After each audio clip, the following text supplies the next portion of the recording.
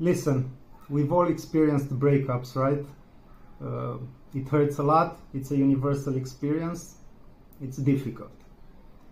However, most of us tend to eventually move on. It may take a while, a few months, maybe a few years even, depending on the relationship, but people tend to move on.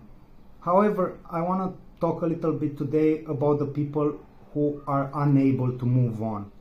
You might not even know such people exist, but they do.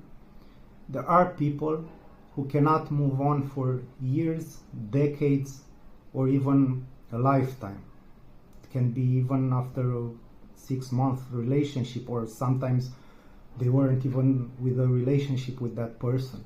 Just imagine like perpetual heartbreak, and there's not even anybody you can talk to, because you obviously can't tell your friends like, bro, I'm still hung up over that girl in high school from 15 years ago. Like, I cannot think of a lonelier experience. Like in popular culture it's called Limerence. It's basically, there are the same mechanisms which are involved in addictions. Your brain is addicted to them. The experience is linked with low self-esteem, a lack of self-love. It's a lot of pain and a lot of suffering. You know, there are not many studies or research on this topic because it's not a lot of people who go through this. People may search online to find somebody who is struggling with the same thing, and they will find some things but not the same. Like, they will find somebody who says they had limerence, but after 6 months they overcame it and they are very strong, but the person will think, but for me it's like 20 years.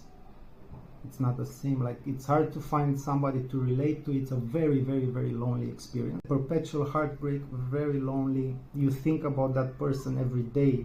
Rumination, obsessive thoughts, delusion. Like, it may be 15 years later after a 6-month relationship, and you're thinking, surely I'll get back at some day with that person. Like, let me post on Instagram something that he or she may like when we eventually reconnect 5 years later. So she saw that I posted something on Instagram that she will like, and then she will like me again.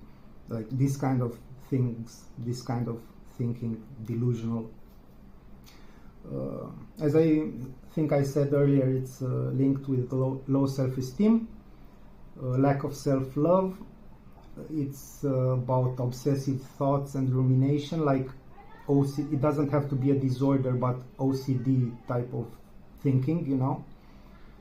And the problem is, like most people, everybody hurts after a breakup, even the one who dumped you.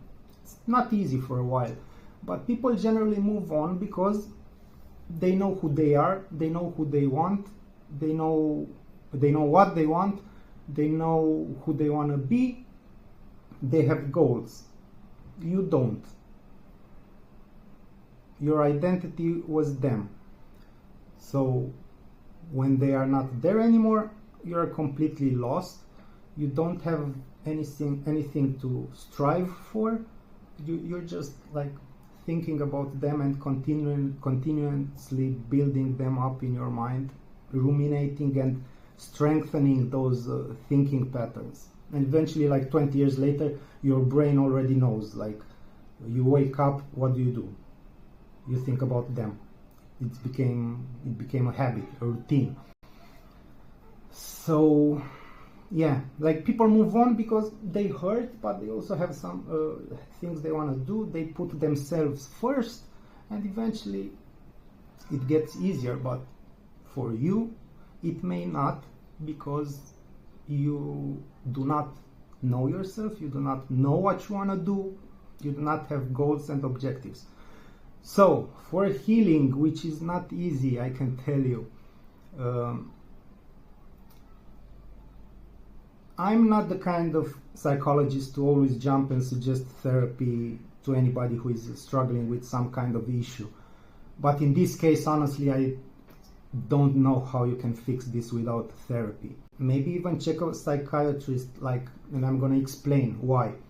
Not because you're crazy, but because the psychiatrist may give you some kind of medication to help with obsessive thoughts, so you get a little bit of calm and a more clear mind, so you can work in psychotherapy on the root causes, which are thinking patterns, lack of self-love, lack of identity, low self-esteem.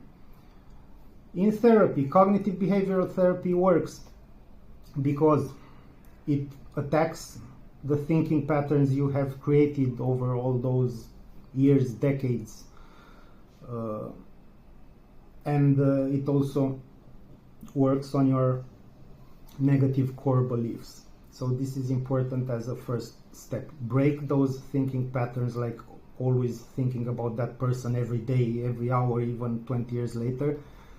Start to break those thinking patterns. Start to identify and work on your negative core beliefs, why you have such low self-esteem and don't really have goals in life and don't know yourself. Then, as you become more and more functional and hopefully thoughts about that person start to diminish a little bit, we can go into more in-depth therapies, like even psychoanalysis, or transpersonal psychology, which is kind of opposed to my area of expertise, which is CBT, but I really like it because they complement each other really well. You know, people always ask me, why do you come to a transpersonal conference if you're a cognitive behavioralist, and vice versa? Well, because it's important to know as much as you can and know complementing strategies of therapy. Transpersonal psychology is about finding meaning in life, which is always important, and especially in this case. Guys, if you're struggling with this, first of all, you are not alone. There are other people who struggle with this. You're not crazy, you're not insane, you are not weak. You just have developed an obsessive way of thinking. You have a fixation. It can be overcome. You gotta put in the work. But again, you're not alone. Like, as most things I'm talking about here, I have also experienced this at some point. I've seen cases which, like, tens of years. You're not alone. You're not alone. You're not weak. I'm reiterating this. It's a very lonely experience. Try to find somebody to talk to, a therapist maybe. Things can get better. It doesn't have to stay this way.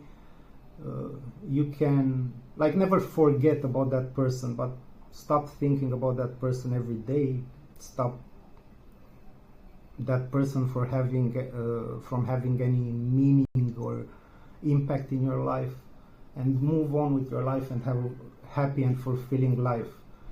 It happens. We are very complex, and our brains have a way of sometimes working against us. Stay safe.